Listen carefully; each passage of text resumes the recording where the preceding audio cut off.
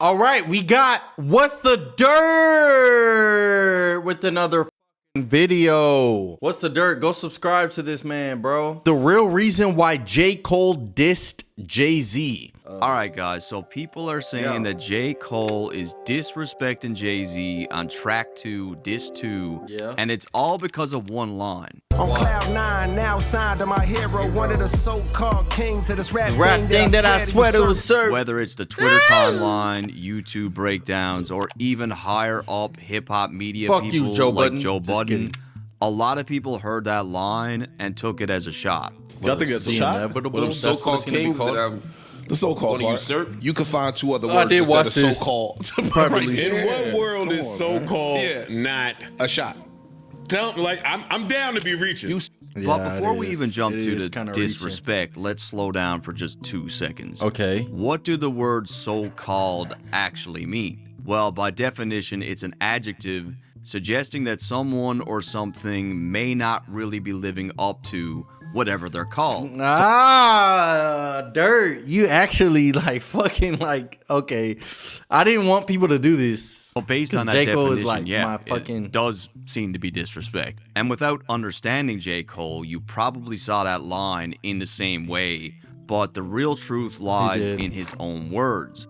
Because when Cole first came in, he was like a lot of rappers. He wanted to be seen as this undisputed king, and he wasn't subtle about it. He literally had a running series built around Simba from The Lion King, the young lion destined to wear the crown. It started in 2007 on the come up. And I can't wait to be the king, nigga, young Simba. Then he doubled down on the warm-up in 2009. I was like a young Simba, couldn't wait to be the king. Now nigga is the prince. And he dropped Return of Simba in 2011. That's the new king. Can this all be mine? So including the audio from the actual Disney movie really says it all. And when you look at the subject matter of the track, it's clear where J. Cole's head was at. For me, I want Jordan numbers, LeBron footing. Every song in that Simba series is basically him documenting a different stage of the exact same hunger. How do I go from a prince to a king in hip-hop? And that theme doesn't even stop when he gets a deal. It follows him into his debut album. Sign from the heart, young Simba been aligned from the start. Whether a scholar or a fiend, watch a pawn become a king. Cole. If you're a producer who hates AI, this plugin might change your mind. This is reimagining Co-Producer. You can take any sample you find and flip it into infinite one-of-a-kind variations that are unique to you. That mindset carried right into Born Sinner in 2013, where even the album cover is literally a crown. And it wasn't just about Cole wanting the crown for himself. He genuinely idolized the guys who already had it, especially Jay-Z. So much so that Cole said the first time he saw Hove in person, he was literally glowing. And then I saw Jay one time, and that nigga was glowing. And as I got older later in life, I realized the reason why I probably saw their aura was because these niggas were like North Stars to me. But here's the key. As Cole grew, he started realizing something that every artist learns the hard way. You will never get 100% of the people to crown you. It's impossible to get every hip-hop fan on your side and to have them agree that you are the king. Because even with Jay-Z, who's personally #1 on my list, you could still find people who I fucking love this nigga. Won't put Hove in their top 10. Some people might say Rakim, some might say Big Daddy Kane, Slick Rick. Some kids might say Juice WRLD or even NBA YoungBoy. Hell no. So at the end of the day, everyone is a so-called king. There's no universal crown. Ego is the Enemy by Ryan Holiday. This is a great book. The earliest example of this perspective from Cole goes as far back as 2014 Forest Hills Drive, where on Fire Squad... I have this fucking album framed on my fucking wall, bro. He makes a very specific statement about the crown and being the king. It's done. Ain't gonna be no more king. Be wary of any man that claims it. Deep down, he clings on to the need for power. In reality, he's a coward. It's on this Ultimately, record he's scared where to Cole die. spells out Sometimes exactly so am what I. I'm talking about. He's basically saying the crown doesn't last. It's not permanent, it's temporary. It's an illusion that gets passed around from one ego-hungry person to the next. Facts. Eventually, your run will come to an end, and no matter what you accomplish, one day the world will move on, and that's why he says to be wary of any man who claims the crown, because the need to claim it usually comes from insecurity, from the fear of being replaced or becoming irrelevant. And I get it, because if I'm being honest, I've been that guy. I've said that myself. Like, I want to be known as the guy that has the best videos in hip-hop. I need that. Why do I need that? You're Why up there. do I need There, people I to see promise me like you, bro. that? Why do I care so much about everybody else validating me? The real answer is ego. I want the cosign. I want to be on the list. I want people to know my name. And it's actually deeper than just ego, because in my head, those things make me feel secure. Like, if I stack enough praise and accolades, there's no way I can ever fall off. And this is a huge part of the theme of the fall off, and even that trailer he dropped. That, yes, of course, it's not going to last forever. This shit was so because good. somebody else has to take that spot. And that's how show business has been since forever. Because everybody in the entertainment business eventually looks back at a moment in time where they felt like a king, and perhaps the world treated them like one, but it faded. We're winning. Let's keep winning. Cut the check. Cut the check. DMX, The crown RP. isn't permanent, it's borrowed, and Cole expands on this even more in False Prophets. The whole song is basically That him song telling is so you, good. False prophets. Somebody should have told me it would be like this, be like this, be like this. Somebody should have told me it would be like this, be like this. False prophets. stop idolizing celebrities. Stop putting these guys on pedestals. There was a time when this nigga was It was my hero, maybe. That's That's the reason why his fall from grace is hard to take. In verse 1, he's talking about Ye. And the point isn't that Ye fell off from who he was. The point is that the crown is made up of public perception. We build this idea of who someone is, and when they stop being that person, everybody feels betrayed. Ironically enough, Kanye was another artist that Cole described as glowing when he first saw him. We was in a club one time. It was around the time Stronger dropped or some shit. And Kanye walked in. Kanye was glowing, purple.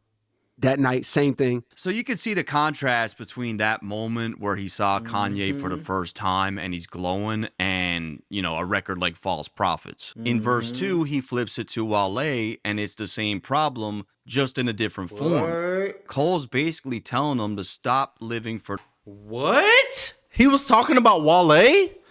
Always worried about the critics who ain't never fucking did it. I remember that shit. What? That was about Wale? the critics, because Wale's trapped in this mental loop where the opinions of strangers starts to feel like a life or death situation. That's the exact same thing I was talking about with myself. And J. Cole relates to this perfectly, because he was once a guy that thrived off these moments and these cosigns. But in a sense, I can relate. The need to be great turns into an obsession. It keeps a nigga up late, And this is writing where it gets words. dangerous, because So the it becomes more you another get consumed by absurd. trying to impress people, the further you're getting away from doing what you actually love. Do I do it for the love of the music? Or is it more to me? Do I want these niggas to worship me? False prophets. As you could see at Somebody the end of the should've- record, Cole Oh my even God. labels himself as a false prophet, and that same logic applies to Jay-Z and everyone else. When Cole talks about there being no real kings in hip-hop, he's not saying that from a place of bitterness, and he's definitely not saying it because he never wanted to be one.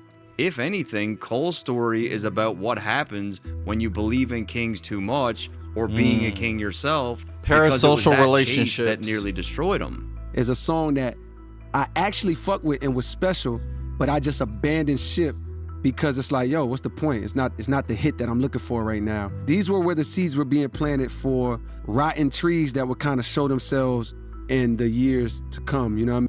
We even saw Cole revisit the Simba theme in 2020 on a track called Lion King on Ice, where he's basically looking back at his younger self and calling out the weird things he thought he had to do to look like a king.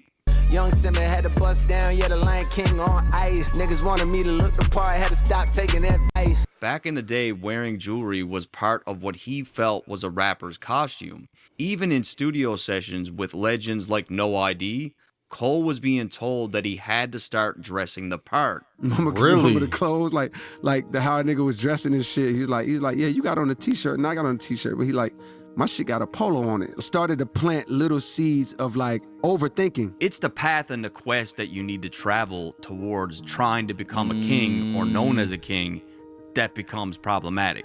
And I feel like this is why Cole apologized during the battle, because even someone like him, a guy who's been warning about ego and crowns for years, still got caught up in the moment where public perception pulled him back into the same trap. Facts. I think on the fall off we will see another Simba track, because I feel like he needs to close it out, and he's still clearly stuck on this a little bit. A track like Port Antonio is really the most telling piece of music that we got from Cole to date. Yeah. He's literally saying that the things that these guys are willing to do to be perceived by the public as a king aren't things he's willing to compromise. The main is no king. That means I gotta dig up dirt and pay the whole team about rhythm bot niggas just to pay the whole thing on social media, competing for your favorite woke means to be considered best of living rest the way to both things. I understand the thirst of being first that made them both swing. It's literally the polar opposite of the person he's worked so hard to become. And once he saw where the battle was headed, he knew that entertaining it would only be driven by one thing, and that's his ego. Not because it was meaningful, not because it's right, but because the masses wanted it and the pressure to satisfy them was real. And from his perspective, it's all for what? To be handed a crown that's temporary anyways? A crown that doesn't last, and eventually it's on the next person's head. Great conclusion. Something that's subjective. Holy fuck. That's what makes his apology all the more genuine. He literally starts off by saying he knows that people are going to be upset with him, but he goes ahead and does it anyways. And I know this is not what a lot of people want to hear. I know I can hear my niggas up there right now like, nah, don't do that. But I got to keep it 100 with y'all. So no, the Jay-Z line signed by a so-called king isn't disrespect, not when you understand the context, and keep in mind the record plays in reverse, so that line is like a turning point. That line represents a moment in time where he was once naive to the whole thing, to him actually understanding that there's no real kings in the game. So again, no, it's not a diss. It actually fits perfectly with the theme of what he's been saying for years. By the way, I am still dropping Diss 2 Track 2, the music video review, so stay tuned for that. Yeah. I'm hoping we're going to react to that in the next couple days. I'm about to blow up. Fuck! Great shit. Now, man, whenever we react to this fucking album, I'm going to remember all this shit, bro. I'm going to remember all of it. I'll go subscribe to What's the Dirt, man. That nigga's fucking great.